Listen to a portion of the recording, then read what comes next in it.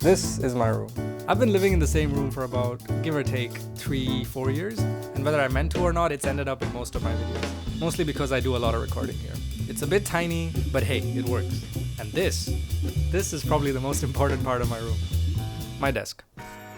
It's an IKEA Mieke desk. I don't know how to say it.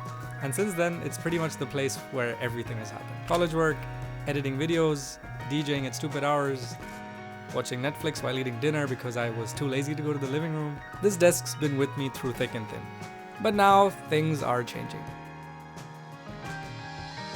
I finally got a big boy job, and one of the perks is working from home. And that's when the small desk started becoming a problem. Because as you can clearly see, it cannot fit my monitor and my 2 laptops comfortably. So I thought, maybe it's time to upgrade. First things first, I had to say goodbye to my old desk. So I cleared out all the drawers, and honestly, there was a lot of stuff in there that I hadn't seen for years. Old cables, random notebooks, things I forgot I even cared about.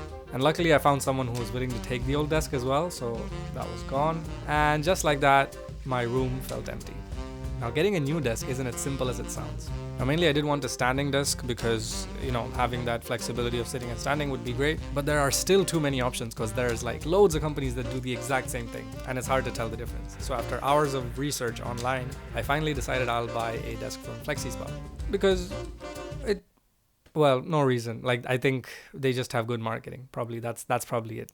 And that's kind of where the trouble started because I may have made a tiny mistake. See, I wanted a desk that was bigger than my original 70cm IKEA Mieke desk. So it could fit 2 of my laptops and also have a bit of space for me to use my mouse instead. I didn't have an external keyboard I don't use an external keyboard when I'm using 2 laptops because it doesn't make any sense.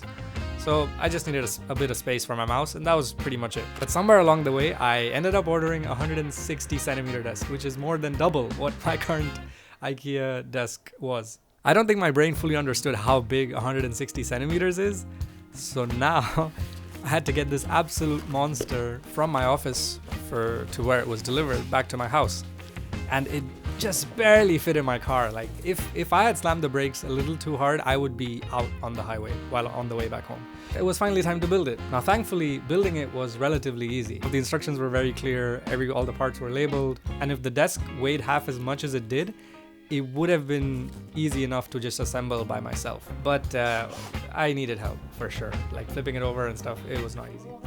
And while I was at it, I also picked up a monitor arm because the monitor stand I had was taking up a lot of space. I got a monitor arm that is just clamped to the desk, so it's not taking up any space physically on the desk itself. And finally, it was done. It looked magnificent. It completely changed my room. In some good ways and also in some bad ways. I have a lot of space now to put stuff, and I didn't have to worry about things falling down while I was doing recording or stuff like that. But yeah, taking up 160 centimeters of my room is it's a love-hate relationship. I'm still not completely on board with it, but the benefits I do think outweigh the cons, so it's not too bad. Now I had more space than I knew what to do with, which brings me back to the original point why I bought the desk. I told myself it was because I wanted to work from home more, and it would be easier to use both the laptops and do my work activities without any friction. I finally had a desk that was big enough for everything. I could stand, I could sit, plenty of room for both laptops. I had no more excuses. And I've had it for about 3 months, and in the past 3 months I've worked from home a total of 3 times. Turns out the desk wasn't the problem. I was.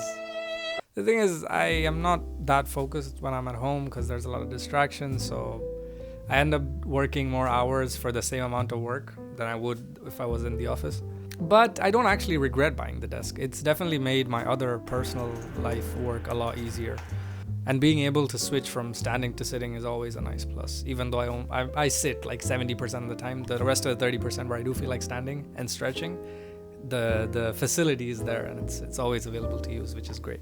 I also have room for my camera, which I can just put on the desk now if I wanted to record something real quick instead of having to always set up the tripod for stuff, which isn't really necessary. I can have my iPad open while I'm doing one thing on my laptop, and it's just a great ecosystem overall now. I think I spend way too much time worrying about if I wanted the perfect desk, but at the end of the day, it's just a desk. It's not going to change your habits, but it is the place where things get done. And honestly, I wouldn't change it. I'm so glad I upgraded. And if you'll excuse me, I should probably go and clean it again because it's become a bit dusty now. But yeah, thanks for watching. I'll try to make more videos. I think this is my official outro. From now on, every video is just, yeah, I'll try to make more videos.